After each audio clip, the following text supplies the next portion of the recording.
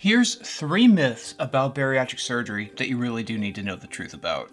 Hi, my name is Ken. I was sleeved back in 2014. I'm a self-proclaimed bariatric chef. I run a website called bariatricfood.com, and to date I'm down 300 pounds. I've been on all corners of this journey that you may be considering, which is great because I'm here to help.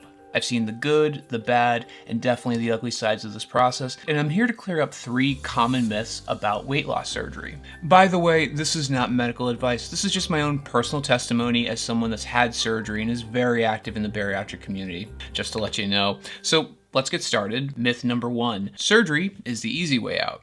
This is a very common misconception about weight loss surgery. Certainly, weight loss surgery is a different approach to addressing the issue of weight when compared to just going to the gym and maintaining a diet. But different doesn't always translate to easy. Far from it. Most programs will have you adopt a diet plan along with some sort of activity regimen. On top of that, most programs will have a mental health component because medical science has come to the consensus that the issue of weight is just as much as a challenge of the mind as it is of the body. You'll have a doctor, a nutritionist, a mental health counselor, and a surgeon closely monitoring your progress. I don't know about you personally, but having that many people focusing on my weight, my progress, my activity, what I'm eating, made me feel very uncomfortable at first. When I entered my program back in 2012, I was not used to that level of attention on something that was embarrassing or shameful as my weight. I just wasn't. On top of that, you still have to stick to a diet, be active, lose weight, and also fight off the occasional person trying to talk you out of what you're trying to do. I cannot tell you how many conversations I would have with people who never talked to me about my weight, suddenly having a million opinions about what I should be doing. The other thing to note about this myth being easy, unlike a person that's able to go to a gym every day and stick to a diet and be able to afford something like a personal trainer, as that person, you get to decide day to day if you're gonna be that person. As a bariatric patient, you don't get that option. You wake up every day as a bariatric patient, for better or for worse.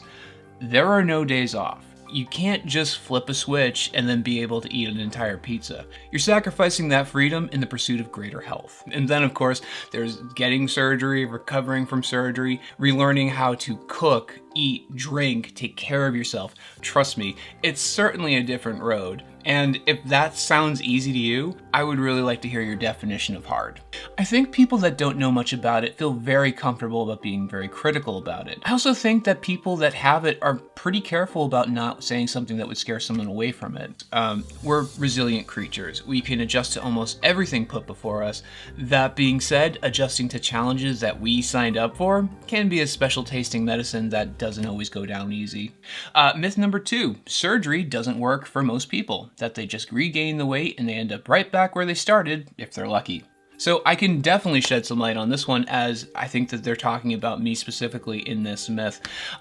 So this is a myth based on the word most. Most patients who have a bariatric procedure not only lose more weight than someone just doing regular diet and exercise, but they also manage to keep it off longer term. Now, with anything to do with people, there are of course exceptions to this rule of thumb. As I pointed out earlier, I was sleeved back in 2014. I lost 250 pounds by 2016, and then by 2018, I was back over the 400 pound mark. I bring this up for 2 reasons. One, it's important to recognize that this isn't magic. Your surgeon doesn't wave a wand and make you skinny. They do the best that they can anatomy-wise, but when you walk out of that hospital, it's really up to you on how successful you want to be and for how long. Now, I can easily point to 5 or 6 things that I did that led to me getting back to over 400 pounds, and it took me a very long time to get my head into a place where I was ready to address it. Number 2, I want to make it clear to the people that are worried about being in the losers bracket that they'll get bypassed or sleeve and end up right back to where they started. Just as you can lose the weight with this, you can also gain the weight back, but, and this is a very important but, you can lose it again. I always say surgery is an opportunity, and it is what you make out of it. I can also say, as somebody that's had to lose it over again, that it was totally worth it. But I really hope I never have to do it again. But if I do, I've done it now twice and I know what I'm doing. I know what works for me. And you will too, if you pay attention and make the investment in yourself. Okay, myth number 3. Bariatric surgery isn't safe. So this myth comes from a couple of different places, I think. I think people hear about the side effects, getting sick, the restriction, the dark side of this when you don't follow the rules. I think people look at this surgical procedure as something very optional. And look, every surgical procedure comes with some risk, no doubt. But let me flip the conversation just a bit. So, data acquired from the ASMBS Bariatric Center of Excellence database shows that the risk of death within the first 30 days, when you're the most at risk while you're healing, is about 0.13%. This rate is lower, especially when you stack it up to another, routine procedure like a gallbladder remove or a hip replacement. On top of that, the data shows a significant reduction in mortality rates associated with weight-related diseases or complications. So what does that all mean? So if you're someone who suffers from obesity, you may suffer from other medical issues such as hypertension, high blood pressure, diabetes, bad back, jazz hands, weak knees, etc. Addressing your weight will hopefully make these ailments better, if not completely non-existent, giving you more time on your clock and, more importantly, a better quality of time, because it's one thing to live a long life, it's another thing to live a long, comfortable life. I can promise you from personal experience, it's a whole new world when you're able to walk it comfortably, confidently, with a sense of pride that you earned. It is a huge privilege to be able to confidently go outside, not have to worry about being out of energy, worrying that you'll be so exhausted that you won't be able to walk back to the car or hotel. I personally don't travel much, but when I do, I love going outside because it's the one place I used to avoid like the plague.